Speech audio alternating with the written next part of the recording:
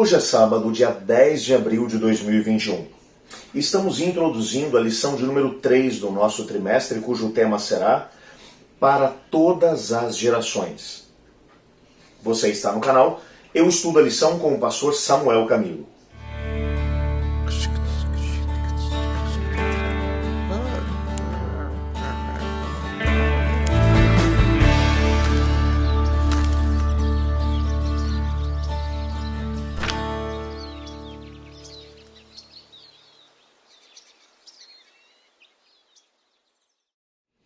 O nosso texto base para o estudo dessa semana é Gênesis capítulo 6, verso 8, que diz assim: Porém Noé encontrou favor aos olhos do Senhor.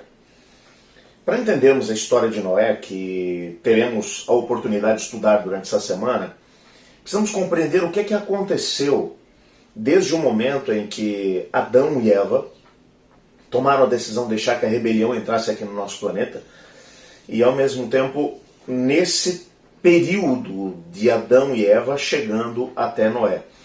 Pela cronologia bíblica, alguns autores falam em algo em torno de 2000 anos aproximadamente, desde que o pecado entrou aqui no planeta até o momento em que o dilúvio veio à Terra.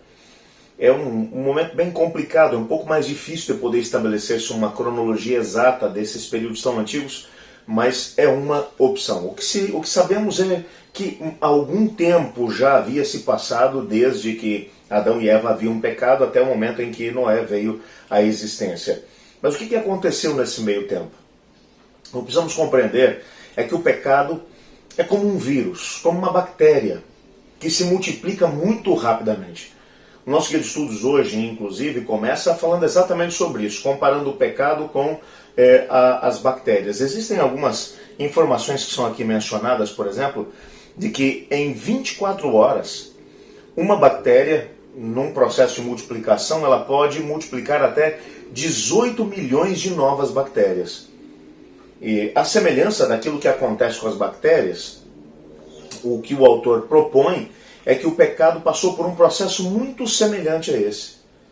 Adão e Eva tinham uma visão talvez um pouco reducionista a respeito daquilo que era o pecado. E nós às vezes temos essa mesma visão. Achamos que pecados são atitudes equivocadas. O pecado não passa de um ato errado aqui, um pensamento equivocado lá, uma intenção equivocada ali. Mas o que descobrimos, biblicamente falando, é que esses atos pecaminosos não são nada mais nada menos do que a manifestação do real problema que está dentro da nossa natureza, dentro do nosso coração. Jeremias acabou ilustrando isso de maneira brilhante quando disse: o enganoso é o coração desesperadamente corrupto, quem o conhecerá?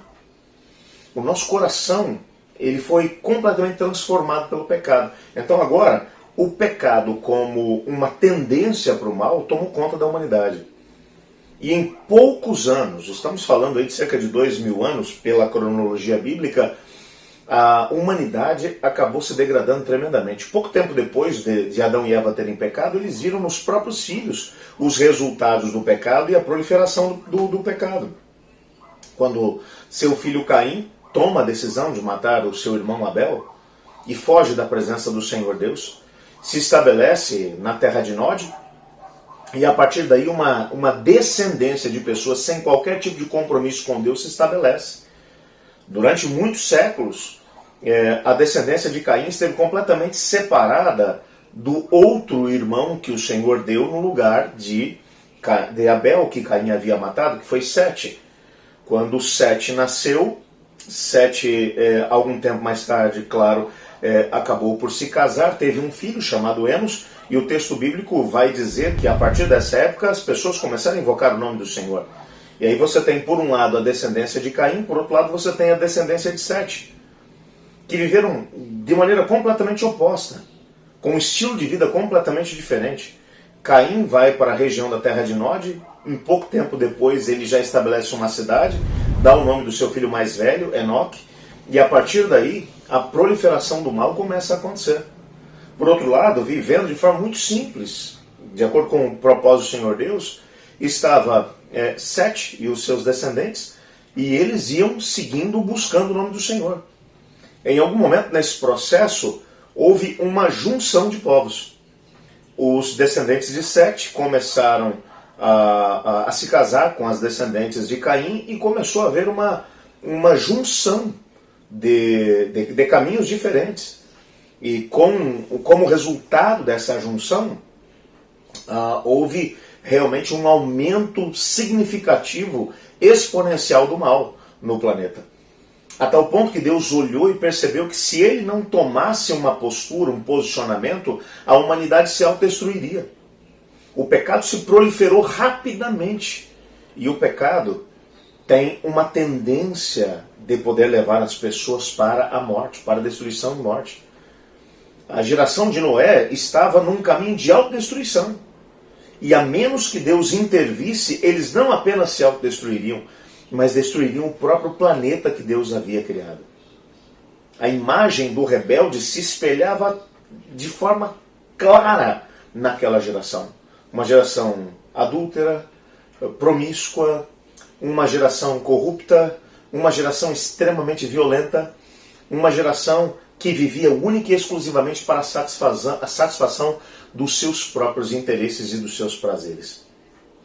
Então Deus, agora olhando para essa situação, e o Gênesis no capítulo 6 vai dizer que essas coisas pesaram no coração de Deus. A gente vai ver um pouco mais sobre isso amanhã. Mas no meio dessa geração Noé se destaca.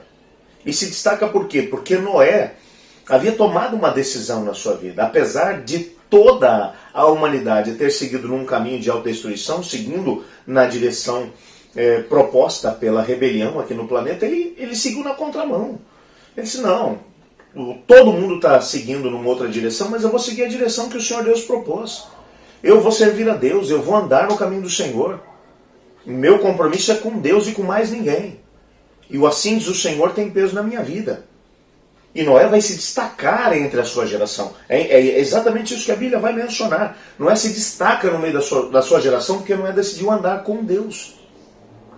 A história de Noé vai nos mostrar que não importa em que época vivamos, não importa quão corrupta seja a geração na qual nos encontramos, e essa geração cá entre nós tem se superado em capacidade de andar longe dos caminhos do Senhor Deus. A corrupção está por todos os lados, a idolatria e ao mesmo tempo a imoralidade por todos os cantos. Os princípios da palavra de Deus têm sido desrespeitados até mesmo por pessoas que se dizem religiosas.